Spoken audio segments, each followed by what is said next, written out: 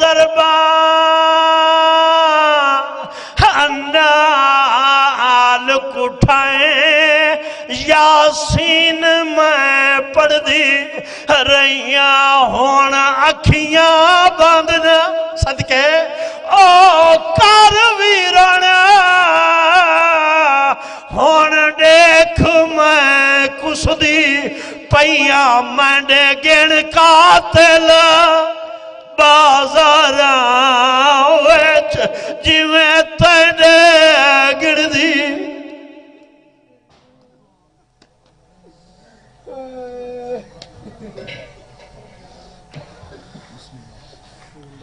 Boys بلندتر صلوات۔ اب آپ کے سامنے علامہ سید وجاہد حسین لوسان دفعہ مل کر بواز بلندتر صلوات۔ ٹائم 25 منٹ سے جدو تک جب تک کہیں 25 منٹ تک۔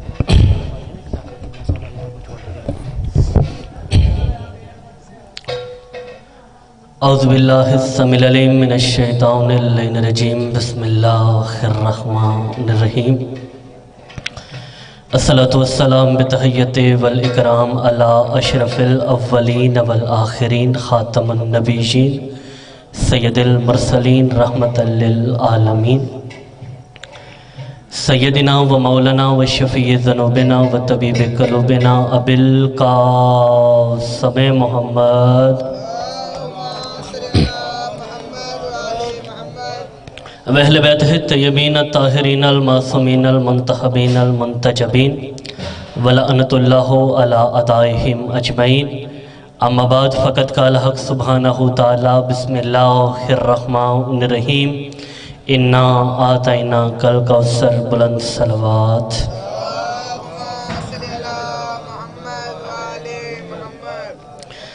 آپ کے میرے 8ویں تاجدار ولایت فرماتے ہیں ہمارا وہ شیعہ جو اپنے گناہوں کا کفارہ ادا نہیں کر سکتا اسے چاہیے ہماری ذات کے اوپر کثرت سے درود پڑھا کرے۔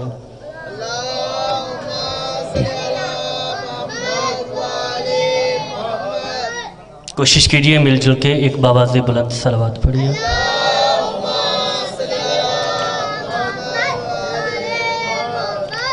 دعا ہے کہ پروردگار عالم ہمارے حقیقی وارث، حقیقی آیت اللہ، حقیقی مشیت اللہ، حقیقی ارادت اللہ، حقیقی نفس اللہ، حقیقی رہبر معظم ولی العصر امام کے ظہور میں تاجیل فرمائے۔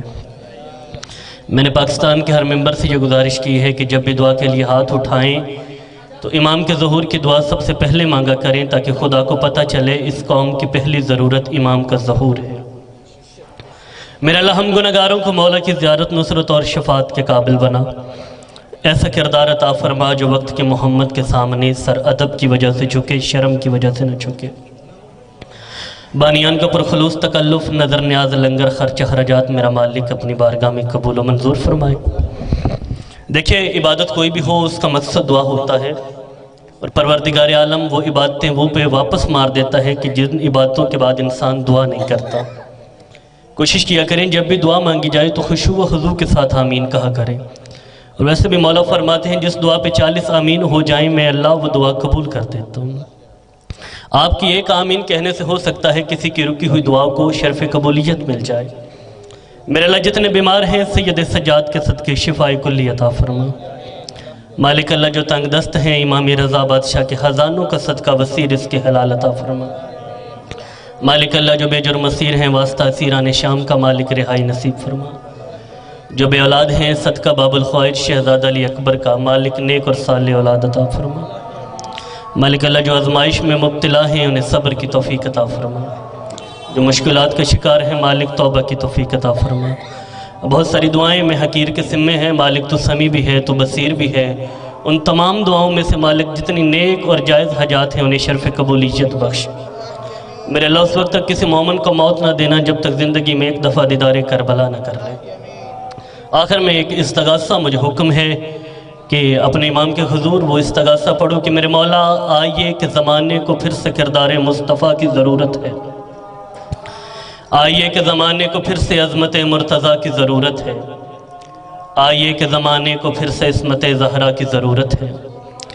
آئیے کہ زمانہ پھر سے حسن کے حلم کا محتاج ہے، آئیے کہ زمانہ پھر سے حسین کی کریمی کو دیکھے، آئیے کہ زمانے کو سجاد کے سجدے کی ضرورت ہے، آئیے کہ زمانے کو باقر کے علم کی ضرورت ہے، آئیے کہ زمانے کو جعفر کی صداقت کی ضرورت ہے، آئیے کہ زمانے کو موسیٰ کاظم کی عظمت کی ضرورت ہے، آئیے کہ زمانہ رضا میں چھپی ہوئی خدا کی رضاؤں کو دیکھے، آئیے کہ زمانے کو تقی کے تقوی کی ضرورت ہے، آئیے کہ زمانے کو نکی کی نفاست کی ضرورت ہے، آئیے کہ زمانے کو عسکری کی خیبت کی ضرورت ہے، آئیے کہ زمانے کو عباس کے جلال کی ضرورت ہے، آئیے کہ زمانے کو اکبر کے جمال کی ضرورت ہے، آئیے کہ زمانے کو قاسم سے بے مثال کی ضرورت ہے، آئیے کہ زمانے کو پھر سے اصغر کے کمال کی ضرورت ہے۔ صلوات ایک ہی پڑھیے اور ایسی پڑھیے دعائیں ساری مستجاب ہو جائیں۔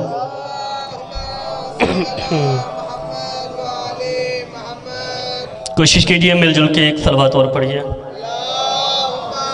آگا صاحب میرے قریب آ جائیں، مہربانی ہوگی۔ اجازت ہے جو ذکر شروع کیا جائے۔ ایام عزائے فاطمیہ، دن ہے محمد کی بیٹی کے، دن ہے علی کی زوجہ کے، دن ہے حسنین کی ماں کے۔ وہ بی بی جو مصداق ہے سورہ کوثر کا، کہ جسے عطا کر کے اللہ اپنے نبی کو کہتا ہے اِنَّا أَعْطَيْنَاكَ الْكَوْثَرَ، میرے حبیب ہم نے آپ کو کوثر عطا کی۔ میں نے ایک لمحہ بھی آپ کا ضائع نہیں کیا، کوشش کرنی ہے کہ تھوڑی دیر مجھے اپنی سماعتیں ادھار دینی ہے۔ نور شاہ جی، اللہ کی ایک سنت رہی ہے کہ وہ ہمیشہ لفظوں میں تکرار کرتا ہے، لفظوں میں تکرار، حرفوں میں، آیتوں میں، حتیٰ کہ وہ سوروں میں بھی تکرار کرتا ہے۔ جس اللہ کی سنت تھی تکرار کرنے کی، اسی اللہ نے سورہ کوثر میں 5 الفاظ ایسے استعمال کیے ہیں جو پورے قرآن میں بھی دوبارہ نہیں کیے۔ بھائی بولنے میرے ساتھ، سورہ کوثر کے اندر اس نے 5 الفاظ ایسے استعمال کیے ہیں جو پھر پورے قرآن میں بھی استعمال نہیں کیے۔ آتینا صرف قرآن میں ہے، صرف سورہ کوثر میں ہے، پورے قرآن میں نہیں ہے۔ توجہ ہے۔ شان آقا صرف قرآن میں، صرف سورہ کوثر میں ہے، پورے قرآن میں نہیں ہے۔ انہر صرف سورہ کوثر میں ہے، پورے قرآن میں کہیں نہیں ہے۔ ابتر صرف سورہ کوثر میں ہے، پورے قرآن میں نہیں ہے۔ اور کوثر صرف سورہ کوثر میں ہے، پورے قرآن میں نہیں ہے۔ میں نے کہا میرے اللہ تیری سنت تھی لفظوں کا تکرار کرنا، لیکن تو نے جو سورہ کوثر کو یہ 5 الفاظ دیے ہیں، ان 5 الفاظ پہ تو نے اپنی سنت کہاں کر دی؟ تو نے ان 5 لفظوں پہ تکرار کیوں نہیں کی؟ تو آواز پروردگار آئی، یہ صرف سورہ کوثر نہیں ہے، یہ سورہ زکیہ ہے، یہ سورہ عذرا ہے، یہ سورہ محدثہ ہے، یہ سورہ فاطمہ زہرا ہے۔ اور آج سے ہماری یہ سنت یاد رکھو، ہم جو فاطمہ کو دیتے ہیں کسی اور کو نہیں دیتے۔ بھائی سلامت رہیے گا۔ جو ہم فاطمہ کو دیتے ہیں وہ پھر کسی اور کو نہیں دیتے۔ اس لیے اسی تکرار کو ذہن میں رکھیے گا۔ اگر میں مصائب پہ گیا تو میں اسی تکرار پہ مصائب پڑھوں گا۔ جو ہم فاطمہ کو دیتے ہیں وہ پھر کسی کو نہیں دیتے۔ کوثر کا مصداق ہے محمد کی بیٹی۔ چلے بات کتابوں میں ہے، میں اپنے طور پہ تو کر نہیں رہا کہ کتاب کے اندر یہ تکرار لکھی گئی ہے نا کہ ہم جو شیعان اہل بیت ہیں ہم محمد کی ایک بیٹی کے قائل ہیں۔ یہ کتابوں کی بحث ہے، علماء نے اس پہ بحث کی ہے۔ برادران کے ہاں 4 بیٹیاں بھی لکھی جاتی ہیں، 6 بیٹیاں بھی لکھی جاتی ہیں۔ میں اپنی کم علمی کا اعتراف کرتے ہوئے میں ایک چھوٹی سی ریسرچ آپ کے درمیان میں پڑھنا چاہتا ہوں۔ میرے خیال میں اگر اللہ نے قرآن میں کوثر ایک رکھی ہے، جو پہنچ گئے آپ کو سلام ہے، اگر قرآن میں کوثر ایک ہے پھر محمد کی بیٹی بھی ایک ہے۔ کتنی لکھی؟ 4 یا 6؟ ماجد بھائی پہلے تو یہ طے کر لینا چاہیے کہ 4 ہیں یا 6 ہیں۔ چلو زیادہ نے 4 لکھا تو ہم 4 کو کہہ دیتے ہیں۔ محمد کے بیٹے کتنے؟ کسی نے 1 لکھے، کسی نے 2 لکھے، کسی نے 3 لکھے۔ تو بیٹے جو ہوتے ہیں یہ باہر ہوتے ہیں، بیٹیاں گھر کے اندر ہوتی ہیں، تو جن کو باہر والوں کا ہی نہیں پتا ان سے اندر کی کیا بحث کرنی۔ میرے ذہن میں جو بات آتی ہے کہ یہ ضرورت کیوں پیش آئی کہ بیٹیاں اور ہونی چاہیے۔ آخر کس وجہ سے یہ ضرورت پیش آئی؟ دراصل میں کسی کو فضیلت میں علی کے برابر لانا تھا، چونکہ کتابوں میں لکھا ہے نا محمد کی ایک بیٹی کی شادی تو علی سے ہوئی، تو زمانے نے سوچا چلو اس طرح کرتے ہیں کہ اگر ایک بیٹی کے ساتھ شادی کے سبب علی تو پھر جس کے گھر میں 2 بیٹیاں ہیں وہ کتنے بڑے ہوں گے۔ اچھا دلچسپ مرحلہ یہ ہے، بکنے والے راوی نے، بکنے والے راوی نے، بھونکنے والے مصنف نے، مورخ نے رسول کی نبی کے علاوہ اور بیٹیاں تو لکھ دی، لیکن کسی مورخ کے اندر یہ جرت پیدا نہ ہوئی کہ حسنین کے علاوہ محمد کے نواسے لکھے۔ جس نے سیدہ کے علاوہ نبی کی بیٹیاں لکھی، اس کے اندر یہ جرت پیدا نہیں ہوئی کہ حسنین کے علاوہ محمد کے نواسے لکھے، کیونکہ وہ جانتا تھا نواسے لکھنا آسان ہے، کندھوں پہ بٹھانا مشکل ہے۔ تو جب ایک شادی سے علی اتنے بڑے ہیں تو پھر جہاں 2 ہوں گی وہ کتنے بڑے ہوں گے۔ آیا نا جی جملہ، میں اگر اپنے پاس سے کہوں تو مجھے روک لیجئے گا، لکھا ہوا ہے نا تاریخ میں ان صاحب کا نام نہیں لوں گا، چلے جو بھی آپ جانتے ہیں ان کا جو بھی نام تھا، ان کے ساتھ 2 بیٹیوں کی شادی لکھ دی گئی۔ کیوں؟ اگر ایک بیٹی کے ساتھ شادی کرنے سے علی اتنے بڑے ہو گئے تو جن کے گھر میں 2 بیٹیاں ہیں پھر وہ تو کتنے ہی بڑے ہوں گے، ان کا کیا کمال ہوگا، ان کا کیا معیار ہوگا، ان کی کیا فضیلت ہوگی۔ لیکن یاد رکھو زہرا کے ساتھ شادی کرنے سے علی بڑے نہیں ہوئے، ساری زندگی نبی کی گزر گئی۔ اشیر میں نبی نے بتانا شروع کیا علی کیا ہے، اشیر سے لے کے غدیر تک نبی کی ساری زندگی یہ بتاتے ہوئے گزر گئی علی کی عزت کرو، علی کا احترام کرو، علی کی فضیلتوں کو مانو۔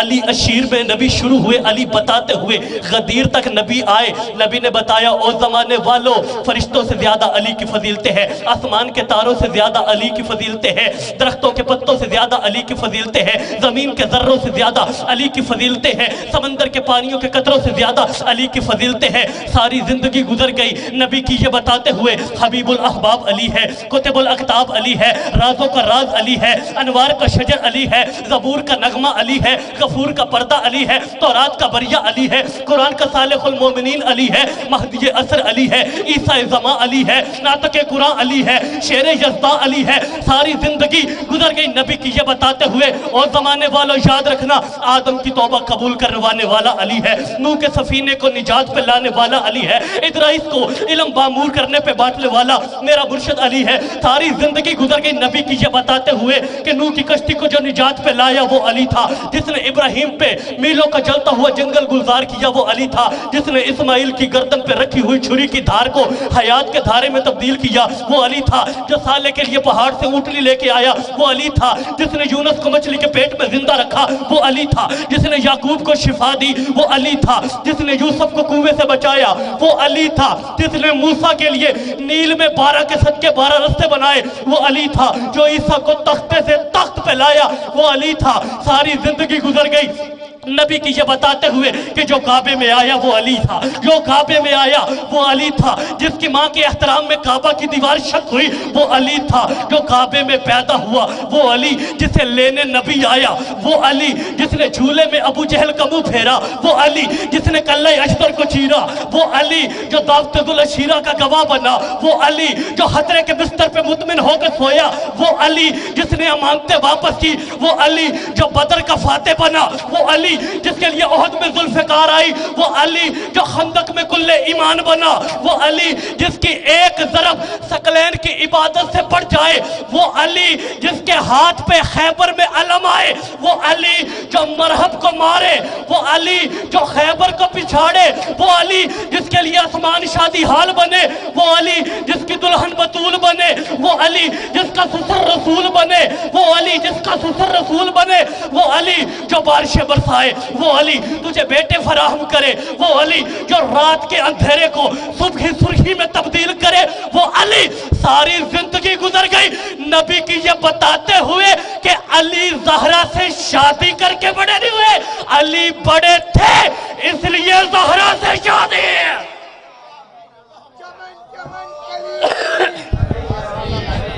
چمن چمن کلی کلی، نگر نگر گلی گلی، نعرہ حیدری یا علی یا علی حق حیدر.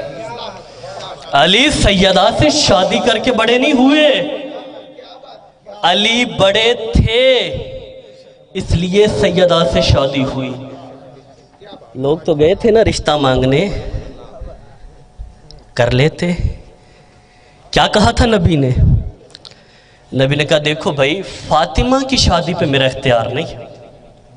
میں بڑا تاریخ کا سینسٹیو پارٹ پڑھنے جا رہا ہوں. دیکھیے، دنیا کا غریب سے غریب باپ جس کا کسی چیز پہ بھی اختیار نہ ہو، اس کا بھی اپنی بیٹی کی شادی پہ اختیار ہوتا ہے. اللہ کا نبی کہہ رہے فاطمہ کی شادی پہ میرا اختیار نہیں. آپ کا عرش پہ اختیار، فرش پہ اختیار، آسمانوں پہ اختیار، زمینوں پہ اختیار، جنت پہ اختیار، عدن پہ اختیار، جہنم پہ اختیار، فرشتوں پہ اختیار، مخلوق پہ اختیار. آپ جیسا مختار کل کہہ رہا ہے کہ میرا فاطمہ کی شادی پہ اختیار نہیں.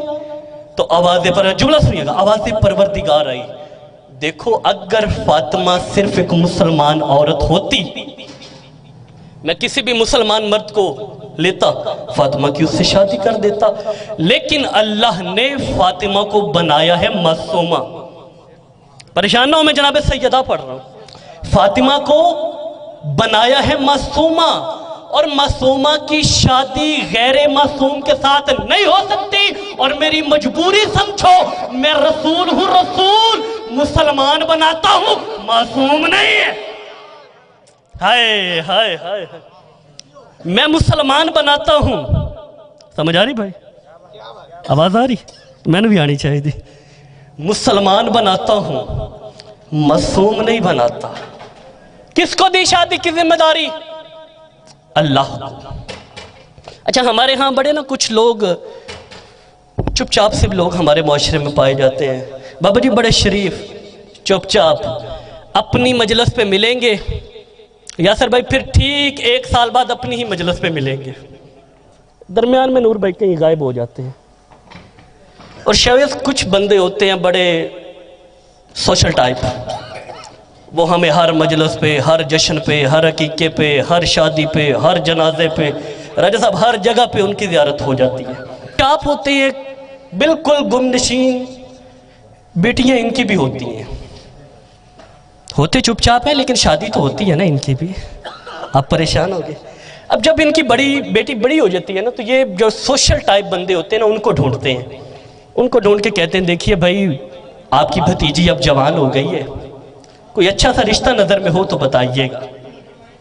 اب جو رشتہ کروانے والا ہوتا ہے، اگر تو ہو باشعور، تو وہ پہلا کام یہ کرتا ہے گھر سے گھر ملاتا ہے.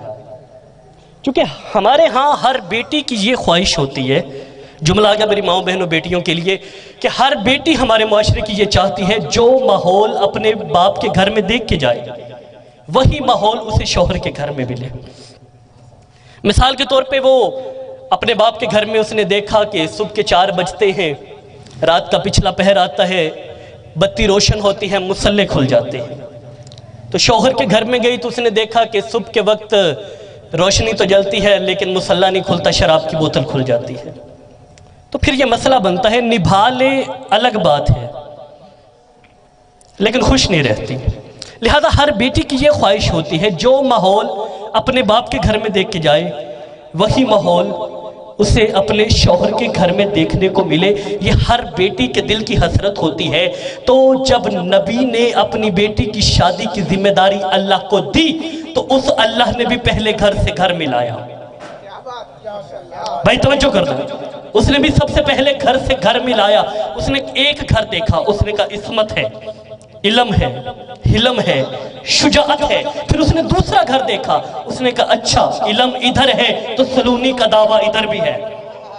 اگر شجاعت ادھر ہے، ذوالفقار ادھر بھی ہے، اگر خور و غلمہ ادھر ہے، فرشتوں کی قطاریں ادھر بھی ہے، تو جو گھر اللہ نے نبی کی بیٹی کے لیے ڈھونڈا اس میں اس بیٹی نے دیکھا کہ باپ کے گھر میں صرف جنت سے کھانا آتا تھا، شوہر کے گھر سے جنت سے کھانا آتا بھی تھا، جاتا بھی تھا. ہائے ہائے ہائے ہائے. بھائی سلامت رہیے. سب سے پہلے گھر سے گھر ملایا. پھر دیکھا جاتا ہے لڑکا. جب بھی بیٹی کے لیے رشتہ دیکھیں تو لڑکے کے اندر 3 کوالٹیز لازمی دیکھیے. ہر کسی کی بیٹیاں ہوتی ہیں نا. پہلی کوالٹی جو مرد میں دیکھنی چاہیے وہ یہ ہے کہ خوبصورت ہو. خوبصورت کا یہ مطلب نہیں کہ چاند کا ٹکڑا ہی ہو, پھر ہم جیسے کدھر جائیں گے. خوبصورت کا مطلب یہ ہے کہ بندہ کسی کو دکھا سکے. یہ نہ ہو کہ گھر میں 4 بندے آئیں تو سب سے پہلے داماد چھپایا جائے. بھائی اپنی بہن سے کہہ رہے ہو کہ بہن جیجا جی سے کہہ کہ عشاء کے بعد آیا کریں اور فجر سے پہلے نکل جایا کریں. پہلی کوالٹی کیا ہے؟ خوبصورت ہو, دکھانے لائق ہو. دوسری کوالٹی سخی ہو, کنجوس نہ ہو. اچھا آپ پریشان ہو گئے, یہ فضیلت کھلتی ہی شادی کے بعد ہے.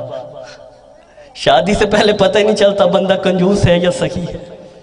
ویسے بھی مولا کا فرمان ہے مرد سخی اچھا لگتا ہے, عورت کنجوس اچھی لگتی ہے. مرد کو سخی ہونا چاہیے. اگر دونوں سخی ہوں تو بھی کام خراب ہے, اگر دونوں کنجوس ہوں پھر بھی نیا پار نہیں جائے گی. لہذا یہ بیلنس ہونا چاہیے, مرد سخی اچھا, عورت بخیل اچھی. اور کنجوس کے بارے میں مولا نے لکھا ہے کہ کنجوس زندگی تو یہاں پہ غریبوں والی گزارتا ہے, آخرت میں حساب امیروں والا دے گا. اس کا مطلب کنجوس کی یہاں والی بھی زندگی گئی گزری, وہاں والی کا بھی اللہ حافظ. تیسری کوالٹی بہادر ہو. 4 بندے دروازے پہ آئے تو نکل کے پوچھ تو لے کہ بھائی کیوں آئے ہو. یہ نہ ہو 4 بندے دروازے پہ آئے تو اپنے لیے کونا ڈھونڈ رہا ہو. سلامت رہیے گا. خوبصورت ہو مطلب دکھانے لائق ہو, سخی ہو, خوبصورت ہو. دی وہ تو یہ بھی نہیں کہہ سکتا میں عالم الغیب نہیں ہوں. ہائے ہائے ہائے, وہ اللہ یہ بھی نہیں کہہ سکتا کہ بھئی میں تو عالم الغیب نہیں ہوں. اب ہمارے ہاں دیکھا کیا جاتا ہے, بڑا کون ہے ہمارے ہاں؟ میں نے پہلے بات کی نا, لوگ کہتے ہیں کہ زہرا کے ساتھ شادی کر کے شاہد علی بڑے ہوئے ہیں. ہمارے ہاں بڑا کون ہے؟ جو بڑے باپ کا بیٹا ہو. جو بڑے باپ کا بیٹا وہ بڑا, تو پھر علی سے بڑا کون کہ جس کے باپ کے پاس اللہ اپنے محمد جیسی امانت رکھ دے. توجہ توجہ توجہ. کون بڑا؟ جس کی ماں بڑی. تو پھر علی سے بڑا کون کہ جس کی ماں کے قدموں کی دھمک سن کے کعبے کی دیوار رستہ دے دے. کون بڑا؟ جس کے بچے بڑے, جس کے بیٹے بڑے. تو پھر علی سے بڑا کون؟ جس کے بیٹے جنت کے جوانوں کے سردار. کون بڑا؟ جس کی بیوی بڑی, جس کی بیوی بڑے گھر کی بیٹی ہو. تو پھر علی سے بڑا کون؟ جس کی بیوی فاطمہ تو زہرا. کون بڑا؟ جو بڑے گھر میں پیدا ہوا. کون بڑا؟ جو بڑے گھر میں پیدا ہوا. تو پھر علی سے بڑا کون؟ پیدا ہی اللہ کے گھر میں ہوا. آواز آئی محمد بڑے گھر کا بیٹا چاہیے, 13 رجب کو کعبے میں آنا, داماد لے جانا.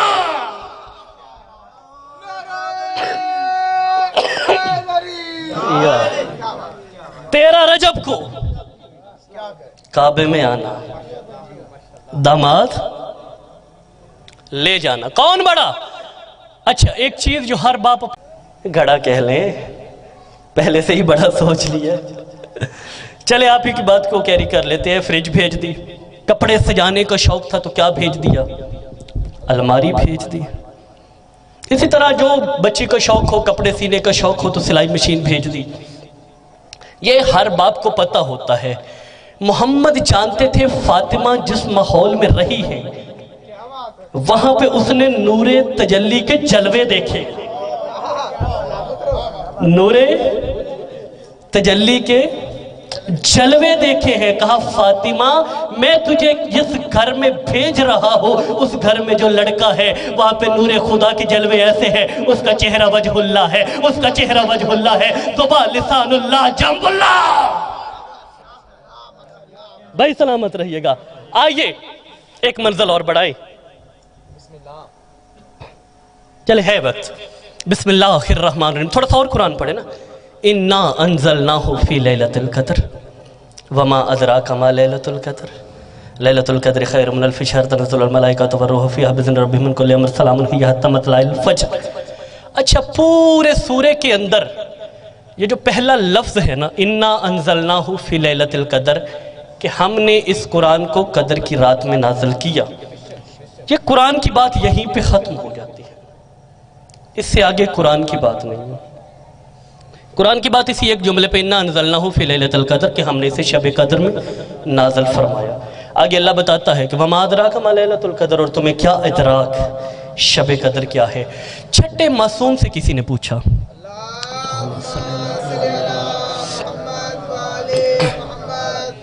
کہا مولا اگر میں شب قدر کے ثواب سے رہ جاؤں، مولا نے فرمایا پھر بھی اسے حاصل کر سکتا ہے، کوئی ایسا کام کر دے جس سے لب مومن پہ تبسم آ جائے، یہ ایسی بات کر دے جس سے تیرا مومن بھائی مسکرا جائے تو تجھے شب قدر کا ثواب مل جائے گا۔ اس نے کہا مولا کبھی یہ بھی نہیں کر پایا۔ مولا فرماتے ہیں کہ رستے میں پڑے ہوئے پتھر کو ہٹا دیا کر۔ اس نے کہا مولا کبھی یہ بھی نہیں کر پایا۔ کہا کسی مومن بھائی کو کھانا کھلا دیا کر۔ کہتا مولا کبھی یہ بھی نہیں کر پایا۔ مولا فرماتے ہیں پھر اس طرح کیا کر، ہمارے اوپر درود پڑھ دیا کر۔ اس نے کہا مولا کبھی یہ بھی نہیں کر پایا۔ مولا فرماتے ہیں پھر اس طرح کر ہمارے دشمنوں پہ تبرہ کیا کر۔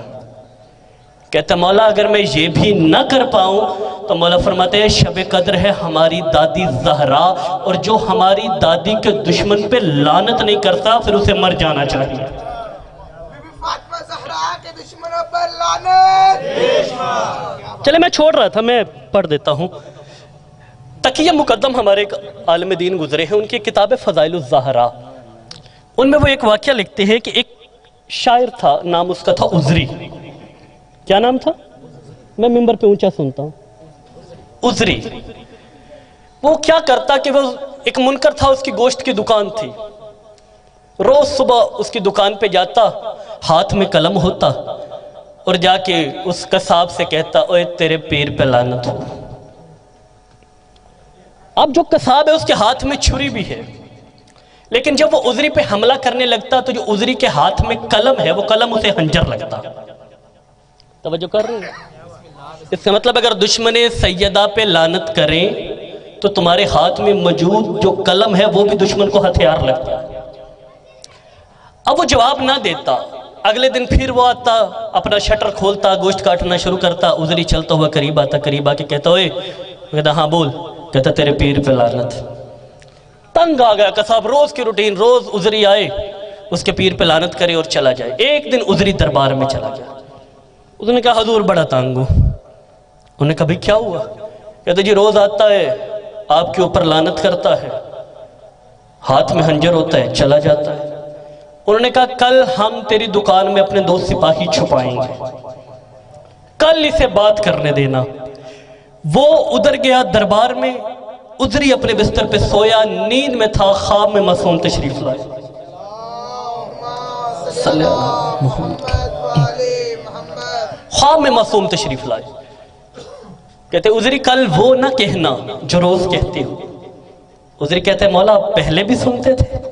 ہائے ہائے ہائے ہائے، آپ پہلے بھی سنتے تھے؟ فرمایا ہاں ہم روز سنتے ہیں۔ کہتے مولا اگر وہ نہیں کہنا تو پھر کہنا کیا ہے؟ کہا اس کے باپ نے تیرے باپ کے 3000 درہم دینے ہیں، قرض کا مطالبہ کرنا۔ اس کا مطلب دشمن سیدہ پہ لعنت کرو گے تو تمہاری حفاظت کے ذمہ دار خود معصوم ہو گے۔ توجہ، اگلے دن 2 سپاہی دکان کے اندر چھپے ہوئے بیٹھے ہیں، کسائی گوشت کاٹ رہا ہے، عذری چلتا چلتا قریب آیا، السلام علیکم۔ حیران ہو کے وعلیکم السلام، ہاں جی وہ ہمارے 3000 درہم آپ نے دینے تھے۔ کہ نہیں وہ کہہ جو روز کہتا تھا۔ کہ میں تو یہی کہتا ہوں ہمارا قرضہ واپس کرو، تم اپنے گھر ہم اپنے گھر۔ کہ نہیں جو روز کہتا تھا وہ کہہ۔ اس نے کہا رجسٹر کھول۔ رجسٹر کھولا، وہاں پہ لکھا ہوا تھا 3000 درہم ادا کرنے ہیں۔ دکان سے 2 سپاہی نکلے، انہوں نے کسائی کو گریبان سے پکڑا۔ کہتا ہے قرضہ ادا نہیں ہوتا اور حکومت میں بری باتیں پھیلاتا ہے۔ پکڑ کے بادشاہ کے پاس لے گئے، کہا عذری نے کچھ نہیں کہا، اس سے قرض ادا نہیں ہوتا، یہ حکومت میں جان بوجھ کے بری باتیں پھیلاتا ہے۔ حکومت نے 7 دن قید خانے میں رکھا، مارا، پیٹا، گھسیٹا، طبیعت فریش کی، 3000 درہم لے کے عذری کو واپس کیے۔ 8ویں دن آ کے دکان کا شٹر کھولا، شٹر کھول کے گوشت کاٹ رہا تھا، عذری سامنے آیا، سامنے آ کے کہتے اے تیرے پیر پہ لعنت، ہائے ہائے ہائے ہائے، تیرے پیر پہ لعنت۔ اب چپ نہیں ہوا، کہتے ہیں عذری ایک بار نہیں 1000 بار لعنت۔ عذری کہتے ہیں میں تو کرتا تھا، تو کیوں کر رہا ہے؟ کہتے ہیں 7 دن قید خانے میں رکھا، مارا، پیٹا، گھسیٹا، درہم لے کے واپس کیے، اور جن کی محبت فائدہ نہ دے ان پہ واجب ہے لعنت کی جائے۔ واہ بھائی واہ، سلامت رہو۔ اللہم صلی علی محمد وعلی محمد۔ اجازت ہے جی ایک منزل آگے بڑھائیں۔ ارشاد ہوتا ہے نا وَنُنَزِّلُ مِنَ الْقُرْآنِ مَا هُوَ شِفَاءٌ وَرَحْمَةٌ لِلْمُؤْمِنِينَ، کہ ہم جو اپنے مومنین ہیں ان کے لیے شفا بھی رکھتے ہیں، ان کے لیے رحمت بھی رکھتے ہیں، لیکن کس کے لیے؟ مومن کے لیے۔ آئیے ایک منزل میرے ساتھ بڑھانی ہے کہ خدائے لم یزل نے ہمیں سانسیں دی، ہمیں آنکھیں دی، ہاتھ دیے، پاؤں دیے، ہر ایک سہولت خدائے لم یزل نے ہمیں دی، لیکن اس نے بدلے میں ہم سے کبھی قیمت نہیں مانگی۔ وہ کہتا ہے وَجَعَلَ لَكُمُ السَّمْعَ، میں نے تمہیں سننے کے لیے کان دیے، وَالْأَبْصَارَ، دیکھنے کے لیے آنکھیں دی، وَالْأَفْئِدَةَ، اور تمہیں دل دیا، لَعَلَّكُمْ تَشْكُرُونَ، اور تم میرا صرف شکریہ ادا کرو۔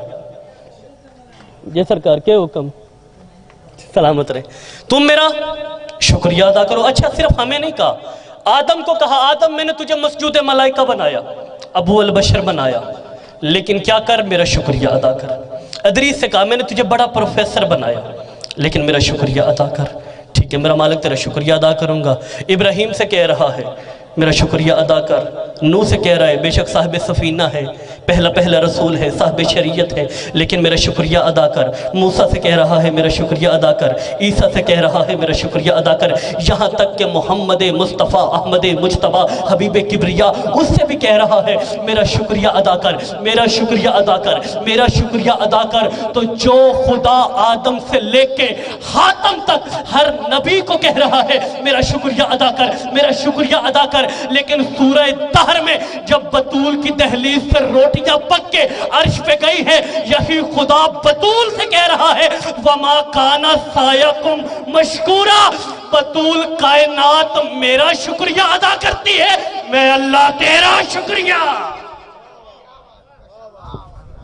کائنات میرا شکریہ ادا کرتی ہے، میں تیرا شکریہ ادا کرتا ہوں۔ کیونکہ جب خدا نے کہا تھا نا میں زمین پہ اپنا خلیفہ بنانے لگا تو فرشتے دوڑتے ہوئے آئے، میرا اللہ کیوں بنا رہا ہے؟ کہا میرا نائب ہوگا، کہا خون ریزی پیدا کرے گا۔ یعنی کہ انسان خدشات میں تھا، یا خدشات سے بھی پہلے تھا، کیونکہ فرشتہ جانتا تھا یہ خواص ہمسا کا بنا ہوا ہے، اس کے اندر یہ یکجہتی ہو ہی نہیں سکتی، یہ خون ریزی پیدا کرے گا۔ تو اب خدا نے یہ نہیں کہا فرشتوں سے کہ میں نہیں بناؤں گا، خدا نے کہا اس طرح کرو انبئونی باسماء ہؤلاء، یہ چند اسم ہے میرے، تم یہ مجھے بتا دو میں تمہیں خلافت دے دیتا ہوں۔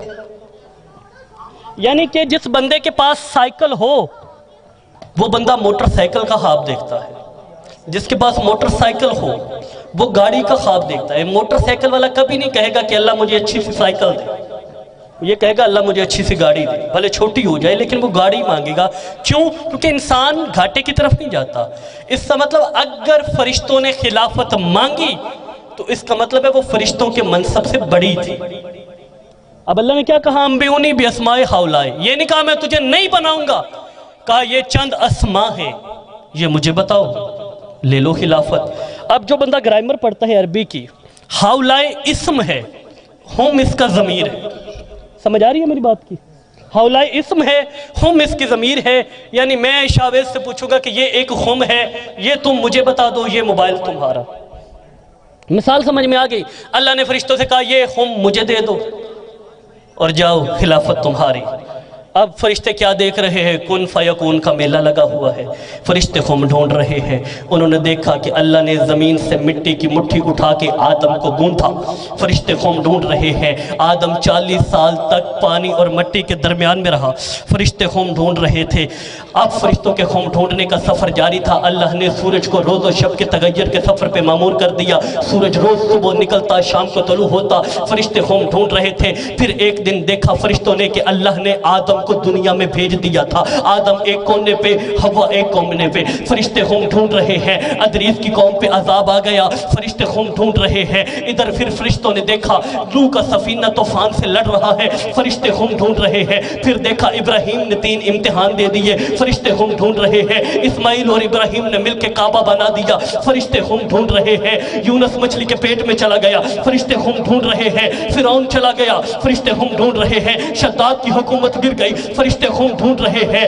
گرتے گرتے گرتے 13 رجب آ گئی، فرشتوں کی پلکوں پہ رکے ہوئے نور کے پانی نے کعبہ کے دور دیوار کے غسل دیا۔ علی دنیا میں آ گئے، فرشتے خون ڈھونڈ رہے ہیں۔ نبی لینے آ گئے، فرشتے خون ڈھونڈ رہے ہیں۔ بدر اور احد ہو گئی، فرشتے خون ڈھونڈ رہے ہیں۔ خندق اور حنین ہو گئی، فرشتے خون ڈھونڈ رہے ہیں۔ پھر نبی کے آخری ایام آئے، علی کے گھر میں حسن قرآن بن کے اترا، حسین قرآن بن کے اترا۔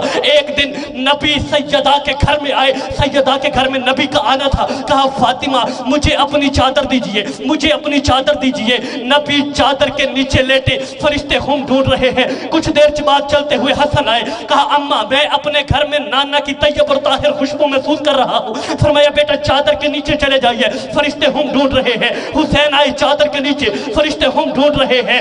سیدہ چادر کے نیچے آ گئی، فرشتے خون ڈھونڈ رہے ہیں۔ علی چادر کے نیچے آ گئے، فرشتے خون ڈھونڈ رہے ہیں۔ 16,000 سال تک فرشتے جس ہوم کو ڈھونڈتے رہے۔ جب چادر کے نیچے 5 تن اکٹھے ہوئے، اللہ کی آواز ہے یا فرشتوں تم جس ہوم کو ڈھونڈ رہے تھے، ہوم فاطمہ، تم جس ہوم کو ڈھونڈ رہے تھے، ہوم فاطمہ و ابوہا و بالوہا و بنوہا۔ یعنی اللہ کا یہ اصول رہا ہے کہ آسمان پہ یہ گھر نہ محمد کے نام سے جانا جاتا ہے، نہ علی کے نام سے جانا جاتا ہے، نہ حسنین کے نام سے جانا جاتا ہے۔ اللہ کے ہاں یہ گھر جانا جاتا ہے فاطمہ کے نام سے۔ کیوں؟ کیونکہ ارشاد ہوا تھا اہل بیت کے اگر تم نام لوگے تو محمد کا نام لوگے تو لوگ بڑوں بڑوں کو لا کے محمد کی رشتہ داری میں شامل کر دیں گے، بڑوں بڑوں کو لیں گے علی کی رشتہ داری میں شامل کر دیں گے، بڑوں بڑوں کو لیں گے حسنین کی رشتہ داری میں شامل کر دیں گے۔ ارشاد ہوا ہم زمانے کو بتا رہے ہیں اہل بیت وہ نہیں جو محمد کے رشتہ دار ہیں، اہل بیت وہ ہیں جو فاطمہ کے رشتہ دار ہیں۔ منفرد بنایا خدا نے فاطمہ کو، منفرد۔ اور اللہ نے قرآن میں قصیدے لکھ دے فاطمہ کے۔ ارشاد ہوا بسم اللہ الرحمن الرحیم صراط الذین انعمت علیہم کی انعمت میں ظاہرہ انما یرید اللہ لیذھب عنکم الرجس اہل البیت ویطہرکم تطہیرا کے اہل بیت میں ظاہرہ وآت ذی القربى حقہ کے حق میں ظاہرہ قل لا اسألکم اجرا الا المودۃ فی القربى کے قربہ میں ظاہرہ انما یرید اللہ لیذھب کی آیت تطہیر میں ظاہرہ انما ولیکم اللہ ورسولہ والذین آمنوا الذین یقیمون الصلاۃ ویؤتون الزکاۃ وهم راکعون میں ظاہرہ وآت ذی القربى میں ظاہرہ سورہ النساء میں ظاہرہ سورہ دہر میں ظاہرہ سورہ النساء میں ظاہرہ سورہ دہر میں ظاہرہ۔ کہا یاد رکھنا قرآن فاطمہ کی تلاوت کا نام نہیں، قرآن فاطمہ کے قصیدے کا نام۔ وہ سلامت رہیے گا۔ میں نے وعدہ کیا تھا کہ اگر میں مصائب میں آیا تو میں تکرار پڑھوں گا، جس طرح اس گھر کی فضیلتوں میں تکرار ہے بالکل اسی طرح اس گھر کی مصیبتوں میں بھی تکرار ہے۔ مصیبت کی پہلی تکرار یہ ہے علی کے سر میں ضرب لگی، عباس کے سر میں گرز لگا، حسن کے جگر کے ٹکڑے ہوئے، قاسم کے بدن کے ٹکڑے ہوئے، سیدہ دربار میں گئیں، ثانیہ زہرا دربار میں گئیں۔ اگلی تکرار سننا، سیدہ کی بھی پسلیاں ٹوٹی ہوئی، معصومہ کی بھی پسلیاں ٹوٹی ہوئی، دروازہ گرنے کے سبب سیدہ کی پسلیاں ٹوٹی، پیاس کی شدت کے سبب سکینہ کی پسلیاں ٹوٹ گئیں۔ میں 40 منٹ کا فضائل تھا، میں نے بالکل بھی کسی بندے کو تنگ نہیں کیا، لیکن 1 یا 2 منٹ میری طرف دیکھیے گا۔ شیخ عباس سے کمی نے مقتل لکھی ہے جناب سیدہ کی، اس میں انہوں نے دروازہ گرتا ہوا لکھا ہے۔ قبلہ تشریف لے آئے، مالک ان کا سایہ ہمارے سروں پہ سلامت رکھے۔ بس 1 یا 1.5 منٹ کا تکلف، زحمت تمام، آپ کو تفصیل سے شہادت سنائیں گے۔ وہ کہتے ہیں کہ جب دروازہ سیدہ پہ گرا ہے نا، تو صرف دروازہ نہیں گرا، اس دروازے کے اندر میکھیں لگی ہوئی تھی۔ کئی بندے دروازے کو دھکے دینے والے تھے، اکیلی سیدہ دروازے کو روکنے والی تھی۔ شیخ عباس کو میں لکھتے ہیں پھر یہ ہوا کہ دروازہ گرا، دروازے کے نیچے سیدہ تھی، سیدہ کے اوپر دروازہ تھا، دروازے کے اوپر سے لوگ گزر گئے۔ یہ تھی وہ صورتحال جس میں سیدہ کی پسلیاں ٹوٹی تھی۔ میری طرف دیکھنا، امام سجاد جہاں پہ بھی پانی دیکھتے تھے نا، وہ پانی دیکھ کے رویا کرتے تھے۔ ایک مشکیزے کے اندر، میری طرف دیکھے گا، ایک مشکیزے کے اندر تیرے اور میرے امام نے تھوڑا سا پانی دیکھا تو پانی دیکھ کے سجاد رونے لگے۔ کسی نے کہا مولا پانی کو دیکھ کے کیوں رو رہے ہیں؟ فرمایا اتنا پانی بھی نہیں تھا جو شام غریبہ سے لے کے شام کے زندانوں تک میری بہن نے پیا ہو، وہ اتنا پانی بھی نہیں تھا۔ کہتے مولا کیا سکینہ کو پینے کے لیے پانی نہیں ملتا تھا؟ سجاد فرماتے ہیں پانی ملتا تھا، لیکن میرے زنجیروں کے اوپر پھینک دیتی تھی، کبھی میری کڑیوں کے اوپر، کبھی میرے توق کے اوپر، رو رو کے کہتی تھی سجاد گواہ رہنا، میں اپنے پینے کے لیے نہیں، تیرے زخموں کے لیے۔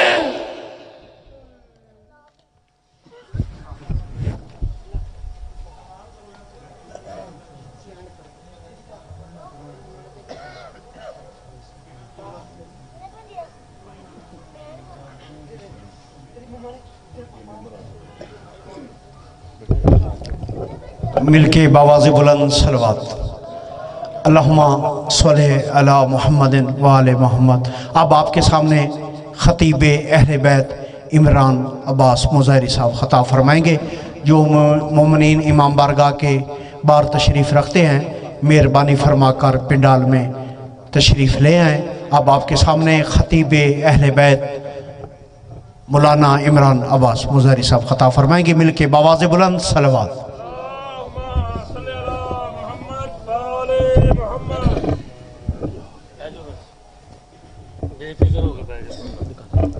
علامہ صاحب میں دین سے 2-3 مرتبہ سن رہا تھوڑا سا آگے لے۔